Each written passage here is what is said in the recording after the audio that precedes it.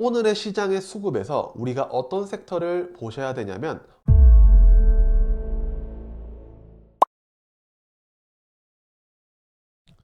안녕하세요, 대건남자입니다. 오늘 시장은 오후부터 본격적으로 시작이 되었습니다. 그 무엇보다 2차전지에 대한 상승이 나오면서 코스닥 시장을 견인을 했고요. 코스피는 조금 지지부진했지만 코스닥이 2차전지로 완전 급등을 하는 모습을 보여줬기 때문에 우리는 이 부분이 내일까지 이어질 가능성도 생각을 해보시면서 시장을 바라보셨으면 좋겠습니다.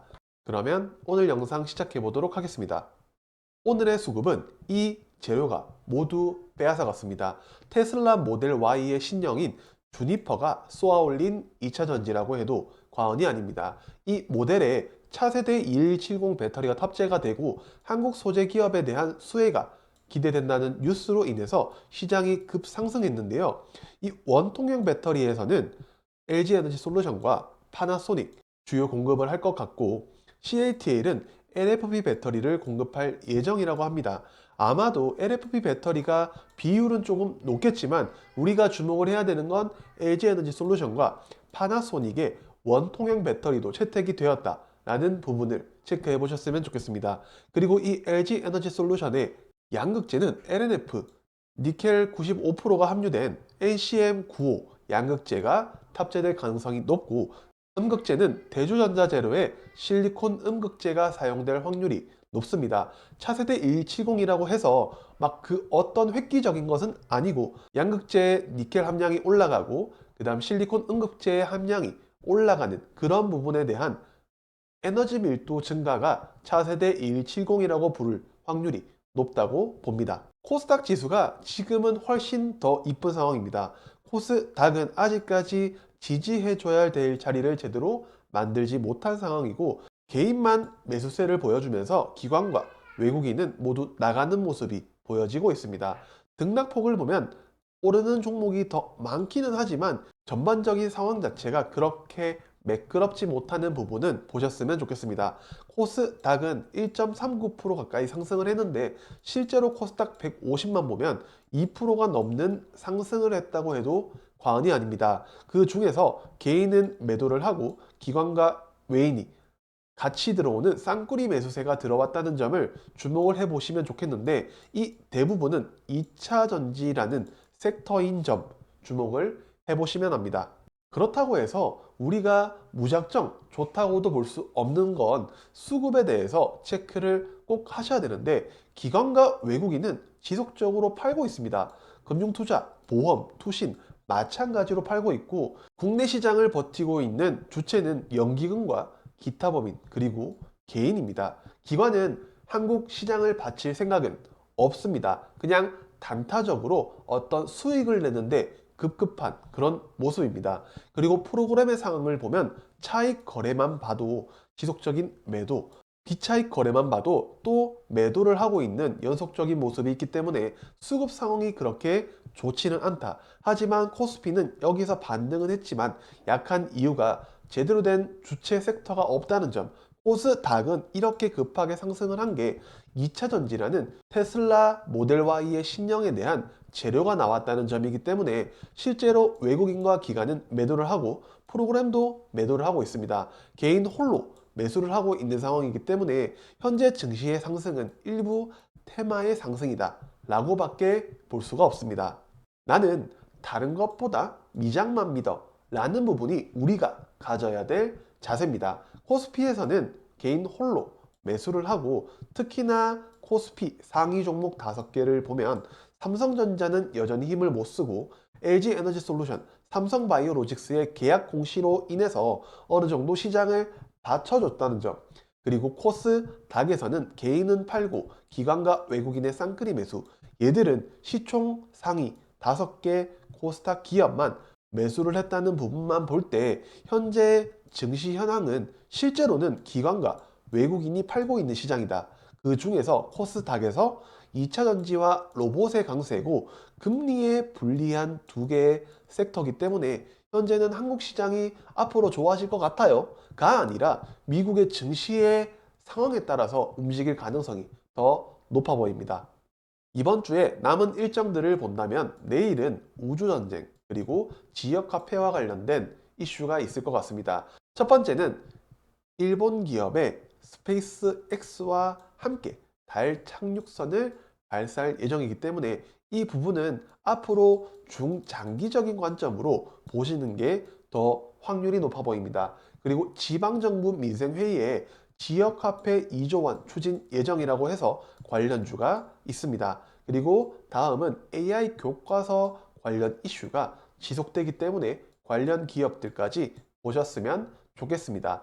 내일 가장 중요한 이슈는 12월 확정 수출입 데이터가 발표가 되기 때문에 관련 기업들, 전력, 방산, 그리고 2차전지, 반도체와 같은 섹터 위주로 보시는 게 어떨까 합니다.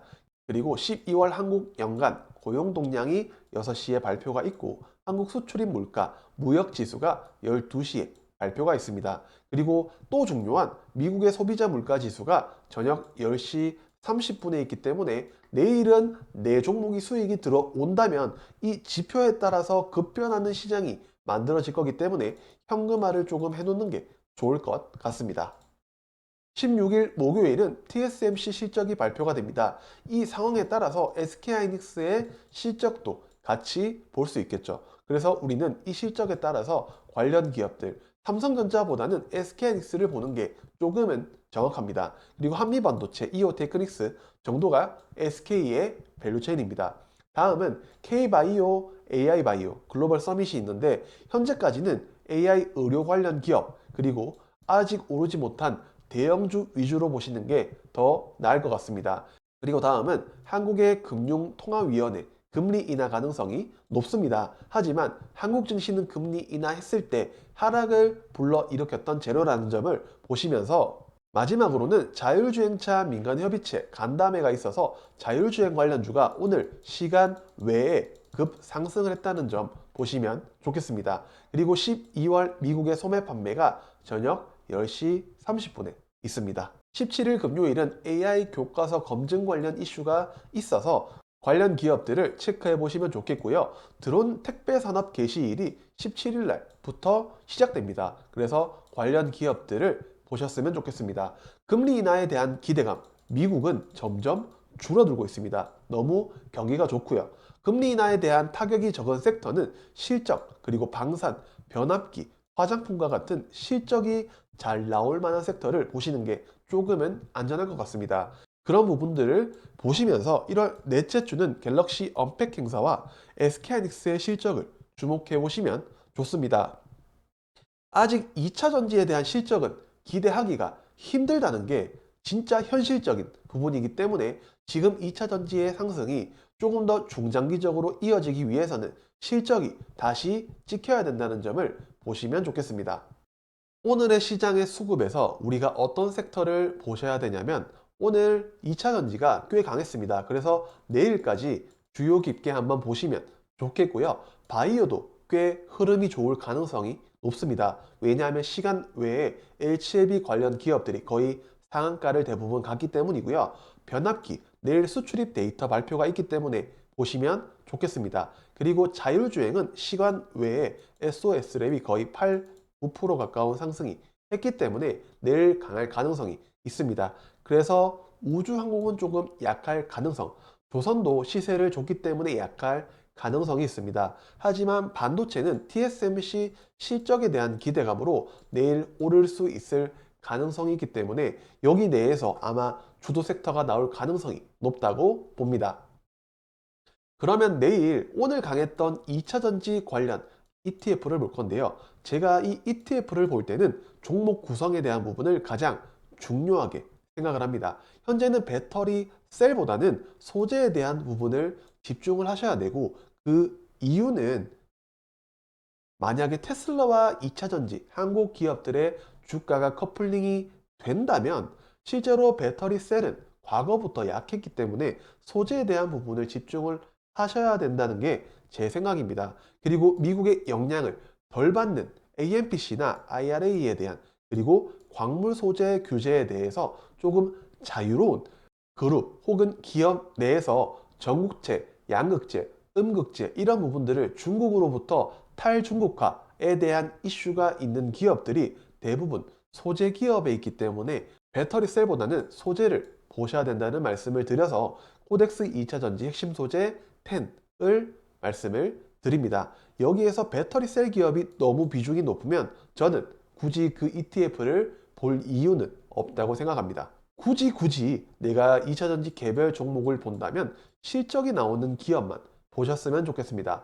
그 중에서 특히 PNT라는 기업을 저는 가장 좋아합니다. 왜냐하면 실적을 보시면 그 이유를 알 수 있을 거라고 생각을 하고, 이 PNT의 경우 LFP에 대한 양산도 준비를 하고 있고, 그리고 전고체 관련, 그리고 2차전지 생산에 대한 수율과 관련된 가장 중요한 장비를 취급하는 기업이기 때문에 비록 차트는 실적 대비해서 너무 많이 무너졌긴 하지만 K 증시가 실적과 주가가 비례하지는 않는 그런 곳입니다. 그래도 믿을 것은 실적밖에 없습니다. 2차전지가 과거에 상승을 할 때, 야, 2020년 대비 21년 매출이 상승했잖아. 영업이 또 상승을 했잖아. 이러면서 시장에 대한 밸류에이션을 높였던 그런 분들이 2차전지를 끌어올렸던 이력이 있기 때문에 시장은 그래도 실적에 대해서 반응을 할 확률이 높다고 생각을 해서 개별 종목은 PNT라는 기업을 한번 보시면 좋을 것 같습니다. 오늘은 생일상을 먹느라 조금 영상이 늦어서 양해를 부탁드리고요. 저는 다음 영상에서 뵙도록 하겠습니다. 안녕.